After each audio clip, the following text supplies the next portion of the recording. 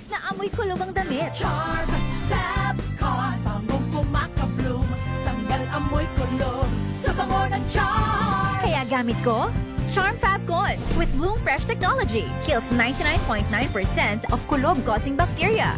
May aroma burst pa of thousands of flowers and berries. Ang sampay sa loob, no amoy kulob. Bangong kumakabloom sa Charm. Charm Fabcon.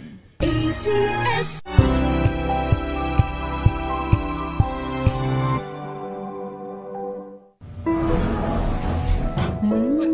Amoy forever. Amoy LQ. Amoy New Caleb Berry Blooms. Amoy kalat, amoy good vibes.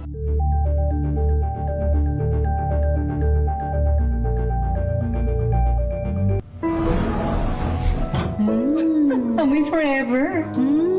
Amoy LQ. Amoy New Caleb Berry Blooms. Amoy kalat, amoy good vibes.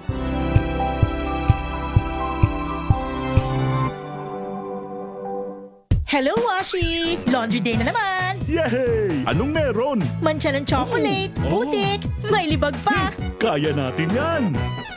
With Pride Washing Machine Detergent, may triple stain-away formula. Tanggal ang makapit, madikit, at madupit na dumit mancha.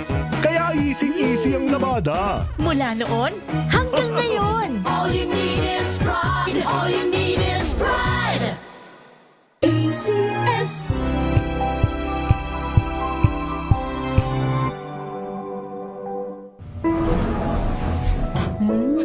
Amoy forever. Amoy LQ. Amoy New Caleb Berry Blooms. Amoy kalat, amoy good vibes.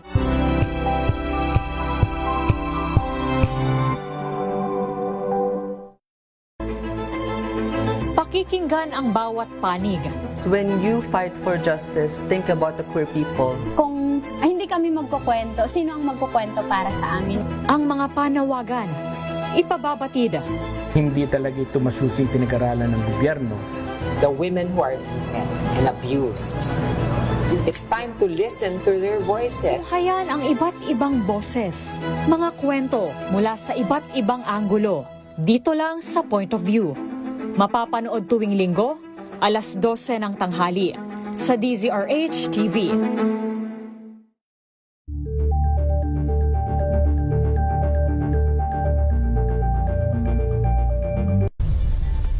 Nagsimula sa pangarap hanggang sa maabot ang tagumpay. Iba't ibang kwento, iba't ibang mukha ng atletang Pilipino. Mas pinatindi, mas pinalakas, at mas pinaaksyon sa Match Point tuwing Sabado, 12:30 ng tanghali sa DZRH TV.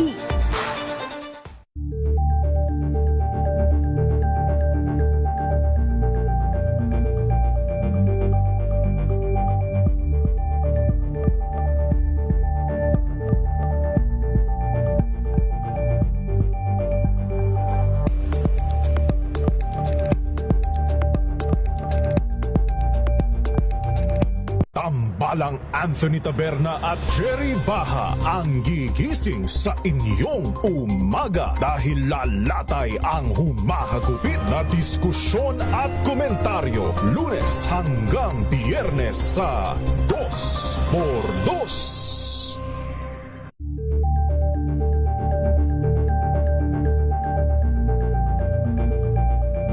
Alamin ang mga maiinit na isyung pambayan, mga balitang kailangan mong malaman, usapin sa pamahalaan, politika, ekonomiya at kabuhayan. Ito ang mga dapat mong malaman, pakialaman at pag-uusapan dahil kayo ang tinig ng mamamayan dito sa Damdaming Bayan.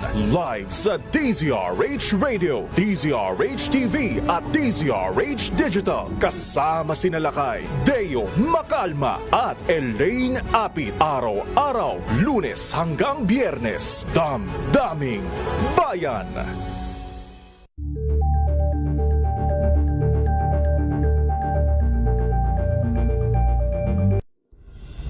Tuloy-tuloy ang pagtulong. Tuloy-tuloy ang pagseserbisyo at tuloy-tuloy ang balitaan kasama si May Binauhan sa Operation Tulong mula Lunes hanggang Biyernes.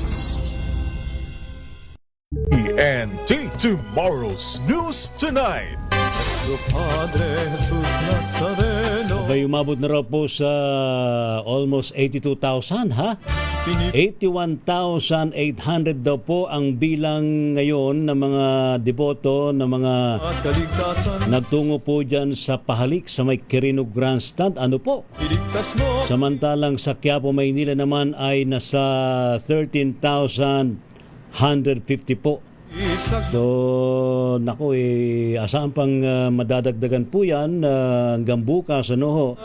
And of course, sa kabuuan po ng translation bukas, dyan po sa may mula Quirino Grandstand hanggang dyan po sa Quiapo Church. Kaya tutok lang po sa special coverage ng DZRH.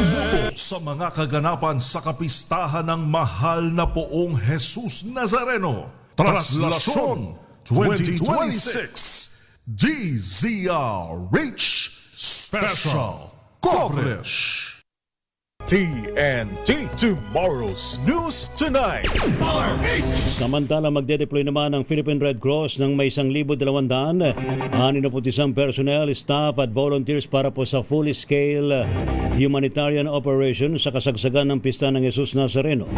Ayon po kay PRC Chairman Richard Gordon, tatauhan ng mga ito ang 2 field hospital, 17 first aid stations at roving teams na maglalapat ng medical services sa mismong traslasyon bukas. Susuportahan sila ng 19 na ambulansya sa National Capital Region at 20 pang unit na augmentation mula PRC Central at Southern Luzon chapters.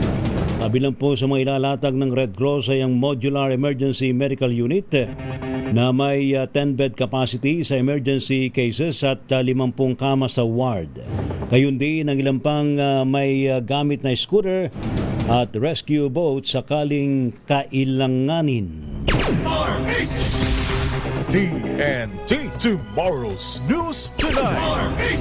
Samantala, standby din kay Ka Federico Manalili. Samantala, atin mo nang alamin ang update mula sa Kamara.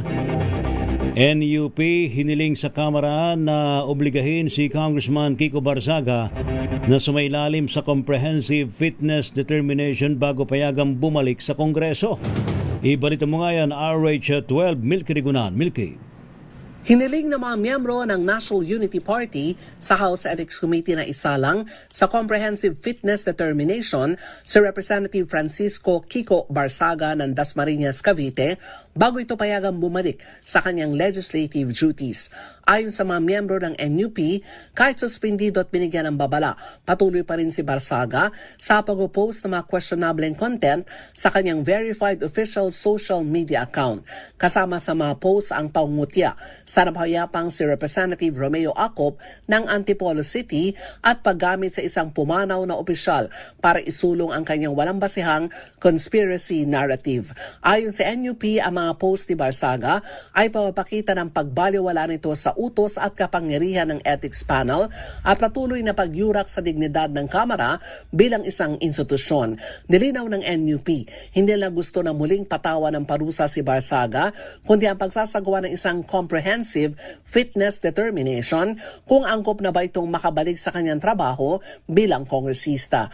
Matatandaan December 1, 2025, bumoto ang Kamara pabor sa 60-day suspension laban kay Barzaga at binigyan ng babala na kung uulit ay mas mabigat ang disciplinary action laban sa kanya. Ako si Milky Rigunan, nagulat para sa DZRH, una sa Pilipinas, una sa Pilipino. Thank you. Salamat, Milky Rigunan. TNT Tomorrow's News Tonight. Nakadagdang bumiyahe patungong United Arab Emirates si Pangulong Ferdinand Marcos Jr. sa susunod na linggo para sa isang working visit doon. Ayon po kay Palace Press Officer Yusek Claire Castro, alis po ang Pangulo sa Lunes sa January 12 para dumalo sa Abu Dhabi Sustainability Week sa imbitasyon ni United Arab Emirates President Sheikh Mohammed bin Zayed Al Nahyan. Sa naturang pagtitipon, makasama ni Pangulong BBM ang iba pang mga leader ng estado sa mga talakayan hinggil sa mga mahalagang isyu tulad naman ng enerhiya, tubig, pananalapi, seguridad sa pagkain at pangangalaga sa kalikasan. Bukod dito, idadalo rin ang Pangulo sa paglagda ng dalawang mahalagang kasunduan sa pagitan po ng Pilipinas at ng UAE. Kabilang po dito ang Comprehensive Economic Partnership Agreement at ang Memorandum of Understanding on Defense Cooperation na layuning palakasin ang ugnayang pang-ekonomiya at pang-seguridad ng dalawang bansa. Ang CEPA ang kauna-unang free trade agreement ng Pilipinas sa isang bansa mula sa Middle East na naglalayong palawakin ang market access ng ating bayan sa gitnang silangan. Samantala, ang Defense Cooperation Memorandum naman ay siyang magsisilbing matatag na pondasyong pakikipagtulungan sa UAE para paunlarin ang defense technologies ng ating bansa. Si Yusek Claire Castro. TNT Tomorrow's News Tonight. Standby ka-Feds Manalili. Samantala naman, nagbigay po ng amnesty si Pangulong Ferdinand Marcos Jr. sa mga negosyante, private employer at mga self-employed na mga miyembro ng PhilHealth sa pagbayad ng kontribusyon ng walang interes ngayong taon. Sa kanyang anunsyo, sinabi ng Pangulo na batid niyang iniinda ng mga miyembro ang 3% interest na ibinabayad sa PhilHealth. Kahit kanya inatasan ng tanggapan na ngayong taon ay magkaroon ng one-time waiver para sa interest ng mga hindi nabayarang kontribusyon.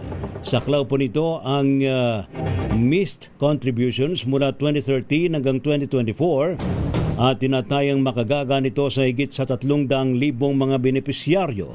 Kasabay po nito, hinikayat din po ni Pangulong Ferdinand Marcos Jr. ang mga employer na i-update ang lahat ng impormasyon at irehistro ang mga empleyado sa Yaman ng Kalusugan o YAKA program. Ito po ay patuloy namin ginagawa upang pagaanin ang dala ng ating mga kababayan tungkol nga sa mga healthcare costs at sa lahat ng iba't ibang hamon na hinaharap ng ating mga kababayan araw-araw. Si Pangulong Ferdinand Marcos Jr. TNT Tomorrow's News Tonight.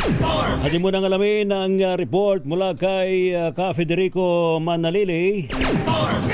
Dalawang drug suspect na aresto sa Bukawi, Bulacan. Nakumpiska mula sa kanila ang droga at baril. Go ahead sa report, Ka Feds. Yes, kasama ngayon, bago nga sa ating report, nako, kita mo ngayon ang karsada ngayon, particular kung kahabaan ng Top Avenue at Rizal Avenue. Ang dami na natin mga deboto papunta na dyan sa kasama ngayon, papunta na dyan sa Quirino Grandstand. Talagang pamilya at mga nakasakay pa at may mga pedicab, punong-puno ng ating mga deboto. Yung mga iba pa at mga ibang sasakyan ay talagang dumadagsan papunta dyan sa Quirino Grandstand at iba naman ay dyan sa may papunta na rin sa Quiapo Church. Sa ating report kasamang rito nga na-aresto nga ng mga otoridad ng Bukawi ang dalawang individual na pawang drug suspect na ikinasam by bus operation sa may area ng Marquez Compound, Libiscanan, Barangay Duhat, Bukawi, Lalawigan ng Bulacan.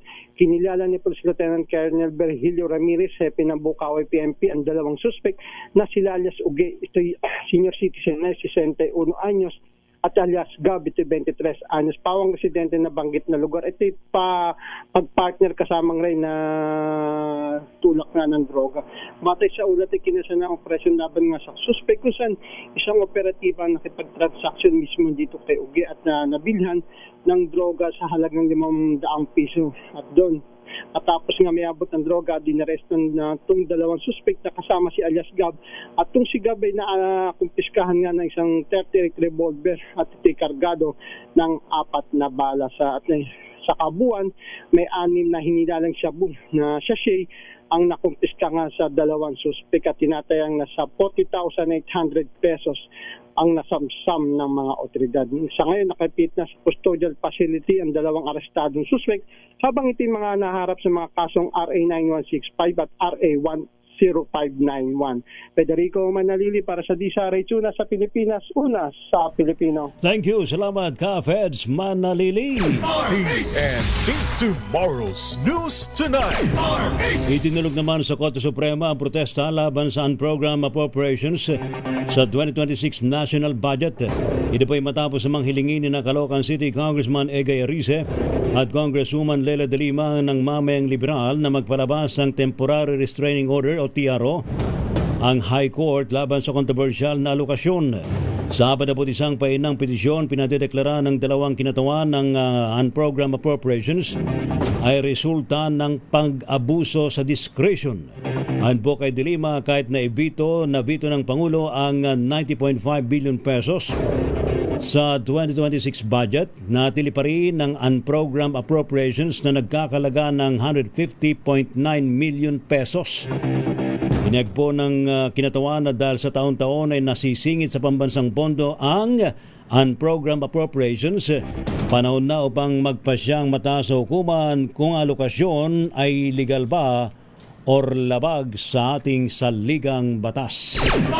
TNT Tomorrow's News Tonight. Inasuhan naman ng BIR ng tax evasion sa DOJ ang may-ari ng Wawa Builders, isa sa mga sinasangkot sa flood control scandal.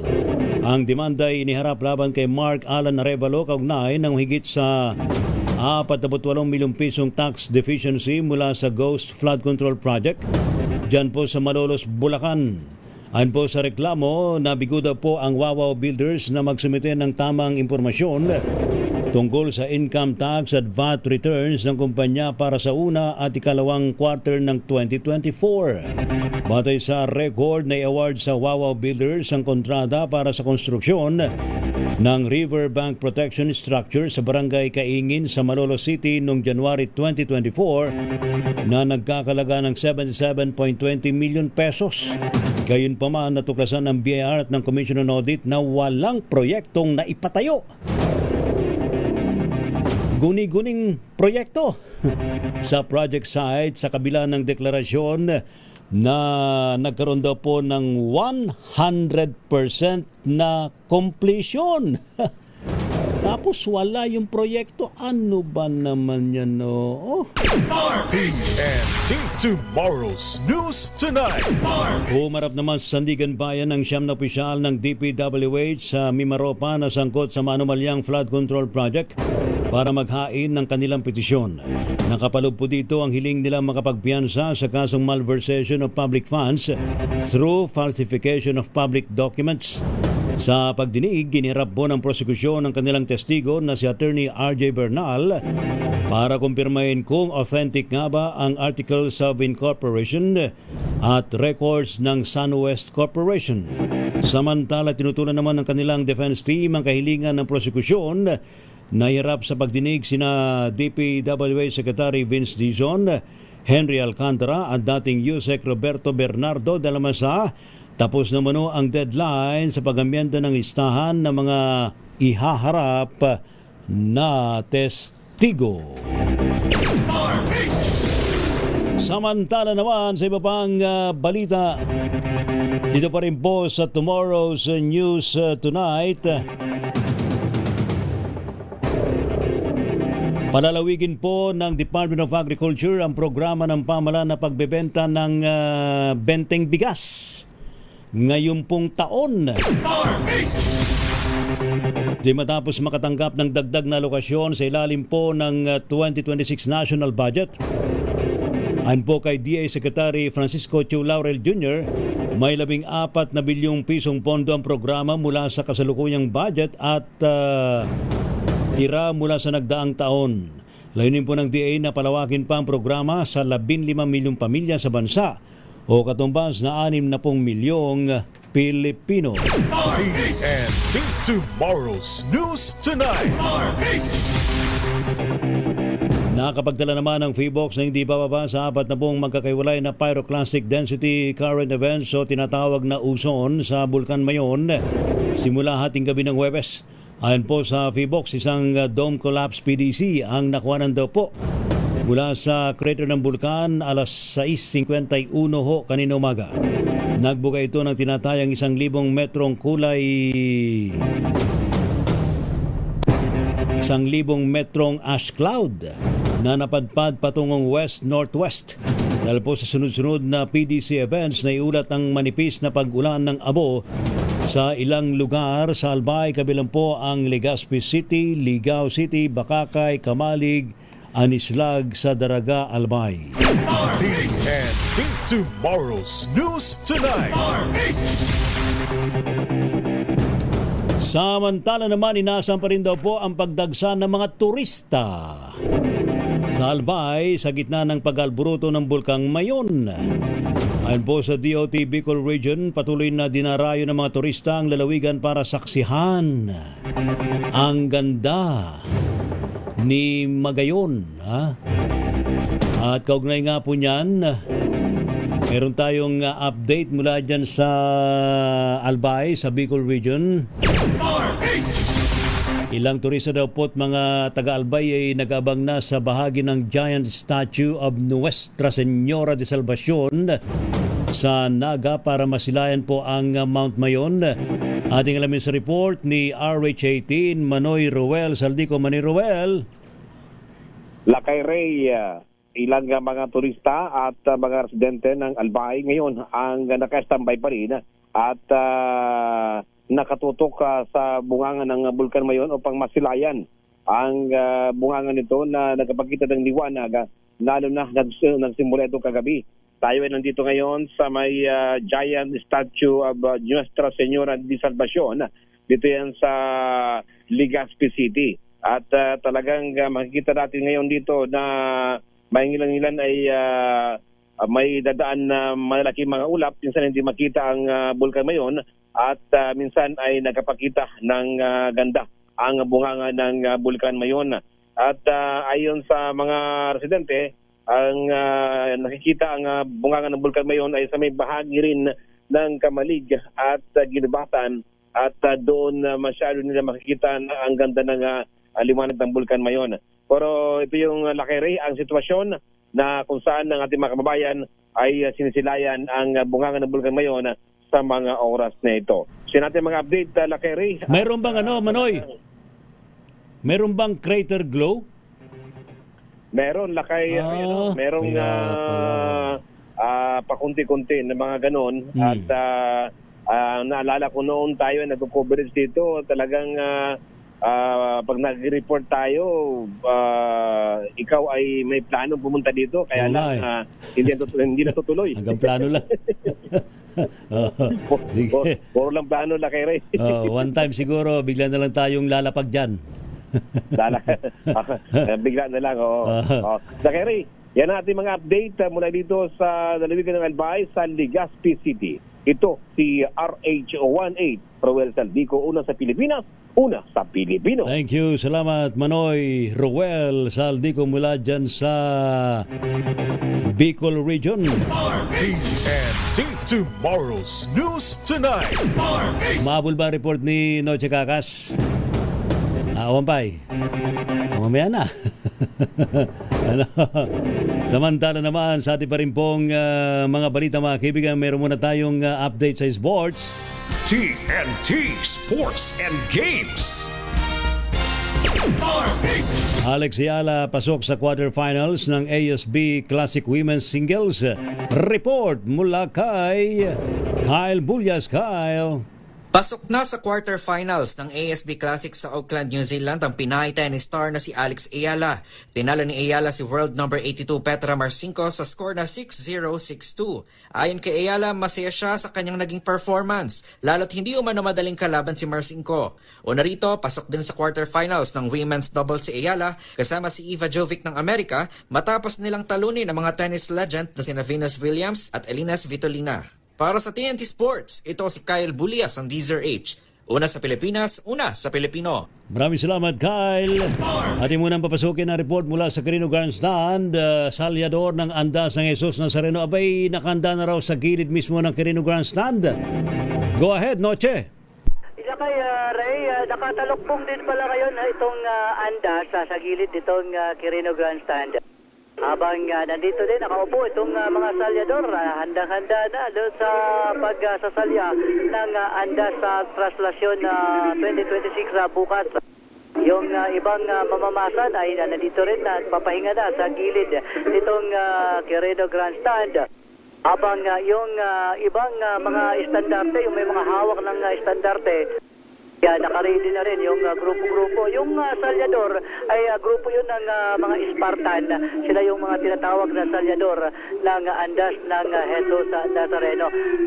Ay yung ibang mga deboto ay nagpapahinga ngayon dito sa may gilid din ng harapan ng Quirino Grandstand, habang yung iba naman ay abalang-abala doon sa mga anak-anak nilang mga baby na naglalaro, o mga kabataan naglalaro habang naghihintay ilang oras na lang yung Misa Mayor dito sa Quirino Grandstand.